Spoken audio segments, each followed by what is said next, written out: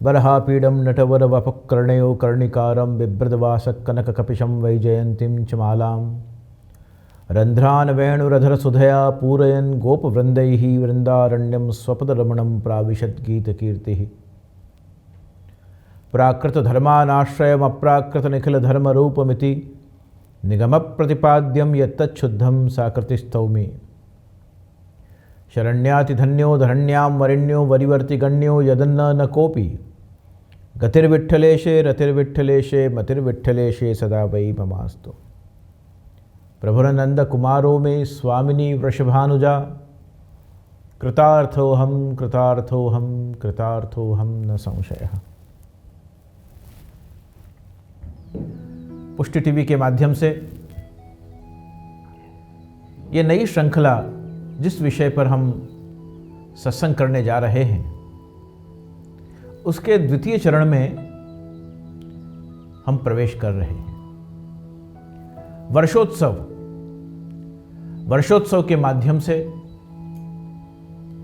हम ये जानकारी प्राप्त कर रहे हैं कि जिन भगवत स्वरूप की हम घर पर सेवा करते हैं और जो पुष्टि पुरुषोत्तम हैं, जो स्वयं श्री वल्लभ के द्वारा हमारा ब्रह्म संबंध करवाने के बाद हमारे माथे सेव्य करके पुष्ट करके जो पधराने में आए हैं, उन प्रभु की भगवत सेवा में आने वाले, हमारे लौकिक परिवार में आने वाले, सामाजिक दृष्टि से समाज में आने वाले और साथ साथ जो भी भगवद लीला से संबंधित जितने भी विशिष्ट लीलात्मक उत्सव हैं, उन सभी का, वो चाहे त्यौहार हो, चाहे मनोरथ हो, चाहे प्रागट्य उत्सव हो या फिर महामहोत्सव हो, इन सभी प्रकार से हम भगवत सेवा में जो हाथ पवित्र कर रहे हैं उसमें क्या हम भगवत तत्सुख के विचार करते हुए इन उत्सवों को, महोत्सवों को, त्योहारों को, मनोरथों को मना रहे हैं, और प्रभु के तत्सुख का विचार जो नहीं है तो भगवत सेवा की 4 मुख्य बाबतों में से एक मुख्य बात हम भूल जाते हैं या नजरअंदाज कर देते हैं। तत्सुख का विचार पहली बात है। दूसरी बात है प्रभु की लीला का निरंतर चिंतन भगवत सेवा के समय में, क्योंकि भगवत सेवा जो है वो नित्य लीला के अनुसार सभी श्री जशोदा जी के घर में होने वाली, नंदराय जी के घर में होने वाली प्रभु की वो बाल लीलाओं से संबंधित लालन पालन करते हुए प्रभु को हम किस प्रकार से उस लीला भावन का चिंतन करते हुए भगवत सेवा करें, ये दूसरी बात। तीसरी बात, श्री नंदराय जी जशोदा जी की कहानी, ब्रज भक्तों की, व्रजांगनाओं की कहानी, श्री स्वामी जी और चतुर्थ पटरानियों की कहानी, साथ साथ श्री महाप्रभु जी, श्री गोपीनाथ जी, श्री गोसाई जी, श्री पुरुषोत्तम जी, प्रभृति सप्ताचार्य और आप सभी बड़ों के वल्लभ कुल आचार्यों की कहानी, 84 वैष्णवों की, 252 वैष्णवों की, अष्टसखाओं की कहानी, इन सब की कहानी को कहानी से सेवा कर रहे हैं हम। शरीर हमारा है। आज मैंने सेवा में आभरण सिद्ध किया, आज मैंने वस्त्र को धराया, आज मैंने सुंदर सामग्री करी, वो मैं न आ जाए, इसलिए कहानी बहुत जरूरी है कि we are just an instrument. केवल हम माध्यम हैं और ये माध्यम भी श्री महाप्रभु जी की कृपा से हमें प्राप्त हुआ है। ये श्री महाप्रभु जी का कृपा प्रसाद है जो उन्होंने हम पर अनुग्रह करके ब्रह्म संबंध करवाया, नाम निवेदन करवाया, कंठी धारण करवाई, तिलक धारण करवाया, चरणामृत लिवाया, स्पर्श में स्नान करके भगवत स्वरूप की सेवा करने का अधिकार हमको प्राप्त करवाया। ये सब कुछ हम करके जाते हैं, लेकिन भगवत सेवा जब करते हैं, ये सब करने के बाद तब हम श्री यशोदा जी की कहानी से, श्री स्वामी जी की कहानी से, श्री आचार्य चरणों की कहानी से, श्री गोपीनाथ जी गोसाई जी की कहानी से, सप्त आचार्यों की कहानी से, 84 252 और अष्ट सखाओं की कहानी से, इन सब बड़ों की कहानी से ही तो सेवा का ये सौभाग्य हमें प्राप्त हो रहा है। ये तीसरी बात। और चौथी बात है मन की, चित्त की एकाग्रता। सेवा हमारा कर्म नहीं है, भगवत सेवा हमारा सौभाग्य है। वो सत्कर्म भी नहीं है। सत्कर्म तो है ही, दुनिया में जितने भी हम सुंदर कार्य करें सत्कर्म ही है, पर भगवत सेवा का जो भाव है, जो नंदालय में विराज कर प्रभु श्री नंदराय जी के घर विराज कर और हमें जगाने का अवसर दे रहे हैं, कहानी कौन की है? श्री यशोदा जी की है। और इसीलिए तो मंदिर के मुख्य द्वार को अक्षर ब्रह्म द्वार कहा, कि जहां निजधाम में प्रभु विराज रहे हैं, अक्षर ब्रह्म द्वार, और वो अक्षर ब्रह्म का स्वरूप माना गया। पर जहां प्रभु ऊपर नंद भवन में पहुंच रहे हैं, वो तो आपकी निकुंज है। जहां बाल स्वरूप से आप पढ़ रहे हैं, श्री स्वामी स्वरूप से जब सेवा होगी तब माधुर्य भाव से सेवा होगी, तो आप युगल स्वरूप पढ़ रहे हैं। तो ये उभय भावन करते हुए, वात्सल्य और माधुर्य का संपुट देते हुए जब हम नित्य सेवा में इस प्रकार की सावधानी को रखते हैं, तो वर्षोत्सव में आने वाले सभी उत्सवों का प्रारंभ तो घंटनाद से ही होता है, शंखनाद से ही होता है। नित्य जो सेवा क्रम है उसमें किसी भी तीज त्योहारों का, किसी भी प्रकार के मनोरथ का या किसी भी प्रकार के उत्सव या महोत्सव का, इनके होने से नित्य भगवत सेवा में कोई अंतर नहीं पड़ता है। शंखनाद तो शंखनाद ही होंगे, घंटानाद तो घंटानाद ही होंगे। तारा मंगल खोलकर जो प्रथम किया जाएगा नित्य की तरह वही किया जाएगा। मंगल भोग ही रहेगा, प्रकार बदल सकता है। उत्सव है तो चंद्रकला का भी मंगल भोग आता है, नित्य ठौर मनोहर का जिस प्रकार से आता है, इस प्रकार से त्योहारों के हिसाब से पुआ का आना, चंद्रकलाओं का आना, दूध दही माखन मिश्री, इन सभी का ठाकुर जी के सन्मुख दही दूध गोरस सहित मंगल भोग धरना, ये नित्य क्रम है। मंगल भोग का नाम मंगल भोग ही रहेगा। उसकी जो अंदर की जो सामग्री की जो सूची है, उसमें प्रकार ऋतु अनुसार, उत्सव अनुसार, मनोरथ अनुसार बदल सकता है, पर मंगल भोग ही रहता है, चाहे कोई भी उत्सव हो, महोत्सव हो, मनोरथ हो या तीज त्योहार हो। राजभोग के नाम से ही अरोगेंगे, चाहे नित्य के प्रकार से आप अरोगाओ, चाहे इन चारों में वर्षोत्सवों में आप बहुत विस्तार से, बहुत अलग अलग प्रकार के लाल लड़ाते हुए, रीत का पालन करते हुए और रीत में कही गई सामग्रियों को सिद्ध करते हुए जब आप प्रभु का रोगाते हैं, तो उस प्रकार का व्यास समास, विस्तार और सूक्ष्म प्रकार हो सकता है। लेकिन राजभोग के समय में श्रृंगार के बाद माला धर के, वेणुजी धरा के, आरसी देख के, चरण स्पर्श करके, और जब हम झारी भरकर पधराते हैं और तब फिर ग्वाल बोले, फिर गहिया आरोगे, डबरा आरोगे, फिर राजभोग की साजा हो, राजभोग आरोगे, ये सभी नित्य प्रकार नित्य क्रम से ही चलता है। और नित्य से चलने वाले ये सेवा क्रम में कोई भी प्रकार का उत्सव आ जाए, महोत्सव आ जाए, कोई भी वर्षोत्सव का क्रम आ जाए, उसमें एडिशन हो सकता है, नई वस्तुओं को शामिल किया जा सकता है। लेकिन नित्य क्रम का जो सेवा क्रम का प्रकार है, जो रूटीन है ठाकुर जी का, जो श्री नंदराय जी के घर की लालन को पालन करने की जो वात्सल्यमयी माधुर्यमयी सेवा है, उसके नित्य क्रम में कोई अंतर नहीं आता है। तो इस प्रकार से अलग अलग माध्यम से वर्षोत्सव को मनाने की हमारी परंपरा रही है।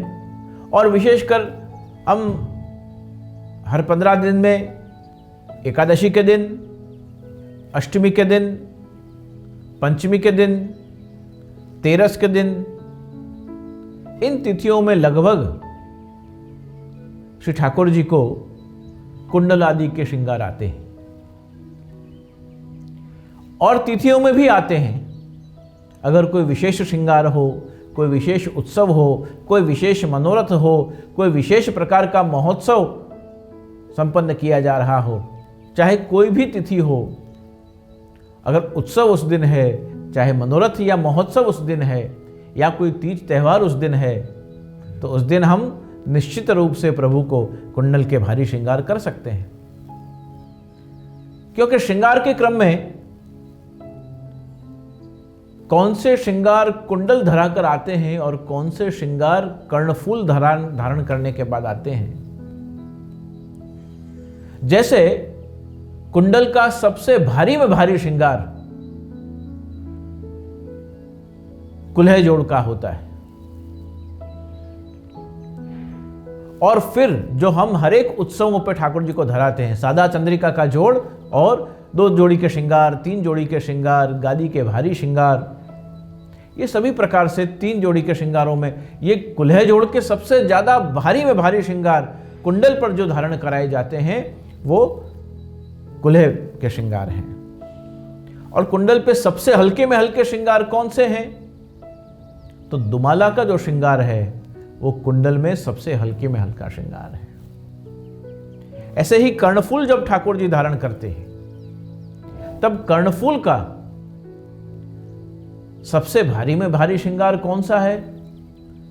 तो हमने किसी विशेष त्यौहार के या उत्सव के दिन घेरदार का श्रृंगार किया है, या हमने खुलेबंद धराए हैं, या हमने धोती उपरना धराए हैं, और उस पर अगर हम कुंडल के या कर्णफूल के या लोलक बिंदी के जो हम अगर श्रृंगार धारण करवाते हैं तो उस श्रृंगार में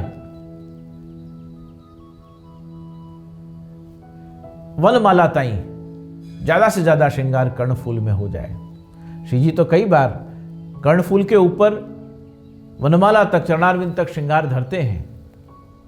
तो भारी में भारी श्रृंगार कर्णफूल पे इस प्रकार से कराया जाता है। और कर्णफूल का हल्के में हल्का श्रृंगार जब ठाकुर जी केवल तनिया धारण करते हैं, आड़बंद धारण करते हैं, परद्दी धारण करते हैं, इन 3 श्रृंगारों में बहुत सूक्ष्म हल्के श्रृंगार 1 या 2 कंठी और केवल सूक्ष्म रूप से आभरण धराए जाते हैं और गुंजा माला धराई जाती है। तो इन सभी श्रृंगारों का भी उसी प्रकार रागों का संकलन, अमुक राग ही उत्सवों में गाए जाते हैं, और वो उत्सव फिर कौन सी ऋतु में आ रहे हैं उसके अनुसंधान से उन राग की भी हमारे यहाँ पसंदगी करी गई है। श्री गोसाई जी ने बड़ा तत्वचिंतन करते हुए श्री महाप्रभु जी द्वारा निर्दिष्ट, श्री महाप्रभु जी द्वारा उपदिष्ट जो सेवा प्रकार, जो सेवा भावना है, जो नित्य लीला का स्वरूप अपने यहाँ है, जो भगवत स्वरूप के संबंध में हमको जानकारी प्राप्त है, और उस भगवत स्वरूप के प्रकार से उस लीलात्मक क्रम से हम जब प्रभु की सेवा कर रहे हैं, ये सभी प्रकार श्री आचार्य चरणों ने प्रकट किया। और श्री गोसाई जी प्रभु चरण ने उसका ऐसा श्रृंगार किया उस परंपरा का। और मानो राग भोग श्रृंगार के माध्यम से तो म्यूजिक थेरेपी भी दे दी हमें, कलर थेरेपी भी दे दी हमें, और प्राचीन सभी प्रकार की ब्रज की, भारतीय परंपरा की, दक्षिण परंपरा की कई चीजें, सामग्री, अलग अलग प्रांतीय प्रदेश की अलग अलग जो विशेषताएं हैं, ऐसी कई प्रकार की सामग्रियां प्रभु वर्षोत्सव के अंतर्गत और नित्य सेवा के अंतर्गत प्रभु आरोपते हैं। तो पूरी एक फूड थेरेपी, पूरी डाइट थेरेपी किस प्रकार से श्री महाप्रभु जी गोसाई जी ने हमें प्रदान की है। ठाकुर जी को हम कुछ भी अरोगाएं, हमें कितना उसका महाप्रसाद लेना, उसका निर्णय तो हमें स्वयं को करना पड़ेगा। हम नहीं ले सकते इसलिए ठाकुर जी को नहीं अरोगाना, ये उत्तम पक्ष नहीं है। और घर का कोई लेता भी नहीं तो ठाकुर जी को नहीं अरोगाना, ये भी उत्तम पक्ष नहीं है। तो फिर प्रश्न यह होता है कि हम ऐसी चीज माने महाप्रसाद जो अवैष्णव है उसको हम ऑफिस पे ले जाएं, हम स्टोर पर ले जाएं, हमारे बिजनेस सेंटर पे ले जाएं, वहाँ हमारे वर्कर्स को दें, सिक्योरिटी वाले को दें, हम और सबको बांटें, वो उत्तम पक्ष हो सकता है ऐसा करना हो तो। लेकिन आप जो चीज फीके नहीं और आप प्रभु पीछे प्राप्त कर सकें, तो उसमें दूध में इतनी ही खांड डालनी ऐसा कोई नियम नहीं कहा है। खीर में इतना ही खांड डालनी, इतने ही प्रकार से दूध चाहिए, इतना ही ओटा हुआ चाहिए, इतना ही करना चाहिए, इसकी कोई रेसिपी स्पेसिफिकली हमें प्रिस्क्राइब नहीं की गई है। लाल को मीठी खीर जो भावे, ठाकुर जी को मीठी खीर बहुत भाती है, पर हम अपने अधिकार, अपनी क्षमता और अपने भाव के रूप से उसमें परिवर्तन करते हुए ठाकुर जी को वो खीर अरोगा सकते हैं। तो प्रयत्न प्रथम ऐसा होना चाहिए कि हम प्रभु को अर्पण करे बाद वो सामग्री स्वयं ले सकें। और विशेष प्रकार से हमने उत्सवों में जितने भी सामग्रियों का प्रकार देखा है, उन सभी सामग्रियों को हम प्राप्त भी करें और सभी संबंधियों को, परिवारजनों को और जितने भी आपके बिजनेस सर्कल में या आपके एम्प्लॉयज वगैरह हों, उन सभी को आप वितरण करके बधाई के रूप में, शुभकामनाओं के रूप में उस महाप्रसाद का वितरण कर सकते हैं। वर्षोत्सव के अंतर्गत आने वाली जितनी भी सेवा प्रकार की परंपराएं हैं, उसमें हम जैसे एकादशी है, तो एकादशी के दिन वार्षिक एकादशी का नित्य क्रम हो तो विशेष में प्रभु नित्य क्रम के साथ फलाहार अलग लिए, कुंडल के सुंदर श्रृंगार कर लिए, और फिर जैसी ऋतु, जैसा उत्सव और जिस प्रकार का मास चल रहा हो उस प्रकार की एकादशी का क्रम हम लेते हैं। कभी मोक्षदा एकादशी है, कभी बारुथिनी एकादशी है, कभी अलग अलग प्रकार से देवोत्थापन प्रबोधनी एकादशी है। ऐसे जब जब रमा एकादशी, ये सभी जो 24 एकादशी हैं उनकी कथाएं वार्ताएं हमें प्राप्त हैं। लेकिन जितनी भी साल में 24 बार एकादशी आती है, 11 आती है, उस एकादशी के दिन हम प्रभु को फलाहार अरोगाएं, प्रभु को हम श्रृंगार करें, प्रभु को सुंदर रूप से हम एकादशी है आज, विशेष रूप से हम प्रभु को लाड़ लड़ाएं, बड़ी सौभाग्य की बात है। लेकिन ये सब करने के साथ साथ रोज आप सत्संग करते हैं तो एकादशी को थोड़ा विशेष होना चाहिए। रोज आप कीर्तन करते हैं तो आज एक कीर्तन विशेष बोलना चाहिए। हमारा एकादशी करना वो तो व्रत पालना है हमारी, पर उसके संग एडिशनल जो आधिदैविक फ्लेवर्स हैं वो भी तो ऐड करने पड़ेंगे, नहीं तो नित्य क्रम में और एकादशी में क्या अंतर रहेगा। तो हमने कुछ छोड़ा एकादशी के दिन और कुछ हमने बढ़ाया एकादशी के दिन। तो कुछ बढ़ाना और कुछ घटाना, ये अनुपात जो है, ये जो बैलेंस हमको करना पड़ेगा, उस बैलेंस को ही तो हम अपने जीवन की वास्तविकता का मंगल प्रारंभ कहते हैं। वही तो वैष्णव जीवन प्रणाली की और हमारी और गति हो, उस गति को ही तो हम प्रगति कहते हैं। तो उस प्रकार से आपने सेवा में एकादशी के प्रकार को पहुंचा, फलाहार आदि में, भोजन आदि में आपने एकादशी के फलाहार को और भोजन को पहुंचा। सत्संग में, कीर्तन में रोज जो करते हैं उससे कुछ विशेष करके एकादशी के दिन आपने अपने नित्य क्रम को भी पहुंचा। पर चौथी एक बात मेरे ध्यान में आ रही है कि ऐसी 24 बातें हैं जो एक वैष्णव को नहीं करनी चाहिए, या एक वैष्णव के जीवन में वो 24 बातों में से धीमे धीमे करके एक के बाद एक, एक के बाद एक छूटनी चाहिए। तो वर्ष में आने वाली 24 एकादशी को दिन हम लिख लें अपनी डायरी में। उन 24 एकादशी के दिन उस व्रत के साथ, सत्संग कीर्तन के साथ, भगवत सेवा में हाथ पवित्र करने के बाद हम लिख लें कि इस एकादशी को हम हमारी ये बात, बुरी बात को, आदत को छोड़ रहे हैं। भाई आज हमने नक्की किया कि हम किसी से भी ईर्ष्या नहीं करेंगे। आप लिख लीजिए कि ये माघ मास की एकादशी, ये पोष मास की एकादशी, ये शुक्ल पक्ष की एकादशी, ये कृष्ण पक्ष की एकादशी, एक मास की 2-2 एकादशियों का आप पूरी लिस्ट कर लीजिए और पूरे साल भर वो 24 जो चीज़ें हमको छोड़नी है उसकी लिस्ट कर लीजिए और आप नक्की करिए कि इस एकादशी को मुझे ये गलत चीज़ या ये अनावश्यक वस्तु या ये मेरी आदत को या ये मेरे दुर्व्यवहार को, ये मेरे वाणी वर्तन को या मेरे स्वभावगत आने वाली ये वस्तु को मुझे छोड़ना है। व्रत का अर्थ